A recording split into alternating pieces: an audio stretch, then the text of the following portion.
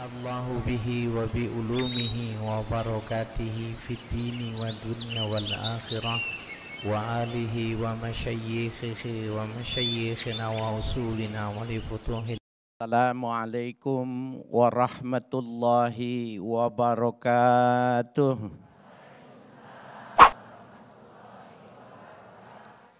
Bismillahi wahdah.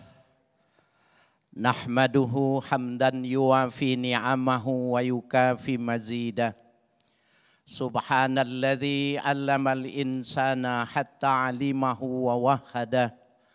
Wa nusalli wa nusallimu ala nabiyyina Muhammadin dzil haudi wasyafa'ah wa ala alihi wa sahbihi nujumil bahirah, amma ba'du. Para alim ulama, para kiai, para asatiz, bapak-bapak, ibu-ibu, hadirin sekalian yang berbahagia, host kita Al-Mukarram Ustadz Sofyan, Ketua dan segenap DKM Masjid Al-Amin Komplek Kodam Al-Aman, Al-Iman, saudaranya itu Bu ya, Al-Iman ya. Mudah-mudahan bapak-bapak, ibu-ibu sekalian hari ini diberikan kebahagiaan.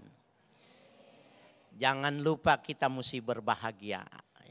Bapak ibu sekalian, para pemirsa dimanapun Anda berada. Ada dua fenomena yang menggambarkan posisi berdiri kita di tengah. Ada di masyarakat kita itu gambarannya orang yang sepanjang hidupnya hanya urusan dunia aja. Ada enggak Bu? Ada. Sampai 24 jam tidur saja tidak pulang ke rumah. Ada juga kebalikannya orang yang hidupnya justru terbalik, urusan akhirat saja yang menjadi pandangan bagi dirinya. Nah sebenarnya yang mana yang mestinya bagi orang Islam itu, yang mana mestinya? Mencari dunia atau mencari akhirat? Nah yang jawab mendapatkan akhirat, mudah-mudahan tahun ini bisa umroh, amin. Bapak ibu sekalian yang berbahagia, Allah subhanahu wa ta'ala memberikan pedoman kepada kita. Wabtaghi fima ataqallahu daral akhirah wala tansa nasibaka minad dunya. Ini redaksinya menarik nih. Wabtaghi fima ataqallah daral akhirah. Carilah, kejarlah, upayakanlah yang diberikan oleh Allah sarananya di dunia ini untuk mencari kebahagiaan akhirat. Ini nomor satu nih. Kalau kita mengikuti petunjuk, kalau kita mengikuti Al-Quran, insya Allah dunia akhirat selamat. Jadi yang nomor satu pada skala prioritas kita, yang pertama carilah fasilitas yang disediakan oleh Allah untuk kepentingan akhirat. Wala tansa nasibaka minad dunya, dan jangan kau lupa mencari dunia. Kenapa? Mesti makan, mesti minum, harus rumahnya tidak kehujanan, tidak kepanasan, punya kebutuhan biologis, harus menikah. Jadi jangan dibalik. Cari dunia, udah mau meninggal baru ingat astagfirullahalazim sudah di ujung.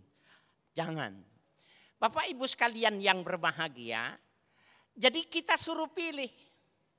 Mau pilih yang mana? Kalau mau mengikuti ajaran Al-Quran ini, orientasikan semua fasilitas hidup itu untuk kepentingan akhirat. Jadi ini korelasi ayat ini sama dengan ayat yang mengatakan ya bahwa wa ma khalaqtul jinna wal insa illa liya'budun. Tidaklah aku ciptakan manusia dan jin itu kecuali untuk beribadah kepada Allah. Bagaimana caranya kalau makan? Makan duniawi. Ibu mau makan, enggak makan, enggak dapat pahala. Bapak minum enggak dapat pahala, tidak minum, tidak makan juga tidak berdosa. Tapi ketika dia minum, bismillahirrahmanirrahim, mudah-mudahan tubuh saya kuat dipakai untuk beribadah. Makan yang tadinya duniawi bernilai ukhrawi.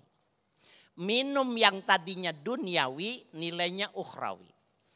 Ibu ya, kata Ustadz Sofyan tadi ketika disela bahwa ibu-ibu mau datang ke sini dandannya dari subuh.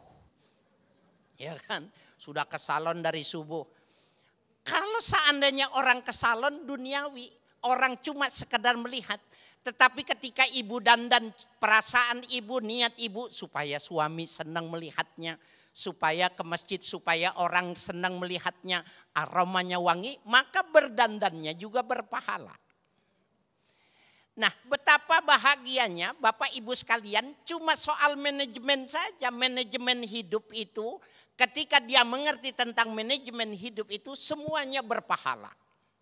Apa yang tidak berpahala coba? Tidur, mubah. Tetapi ketika dia tidur, supaya saya kuat badan saya, besok saya berangkat bekerja, besok saya bertugas ya sebagai abdi negara, maka tidurnya berpahala. Nah, Bapak Ibu sekalian yang berbahagia, banyak di kalangan kita, di lingkungan kita orang yang lupa. Ketika dia bangun, memang dididik oleh keluarganya. Keluarganya sudah membentuknya seperti itu dan menjalaninya seperti itu. Yang ada di otaknya itu bagaimana dia bisa menguasai dunia ini.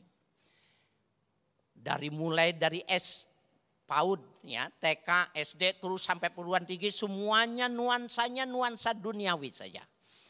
Maaf, bahkan ketika dia mau sholat saja Al-Fatihahnya tidak bagus. Maaf, ketika dia berumah tangga, dia belum bisa baca Al-Quran. Hartanya banyak, rumahnya bagus, mobilnya mewah, tetapi giliran sholat bacaannya tidak bisa. Berapa lama umur yang dia pakai tidak dimanfaatkan. Orang ini namanya lupa. Nah, Bapak Ibu sekalian yang berbahagia, oleh karena itu setiap sesuatu itu orientasikannya itu untuk kepentingan akhirat. Kalau dalam peribahasa Inggris mengatakan begini, nandur pari entuk suket, nandur suket ora entuk pari. Itu bahasa Inggrisnya begitu tuh.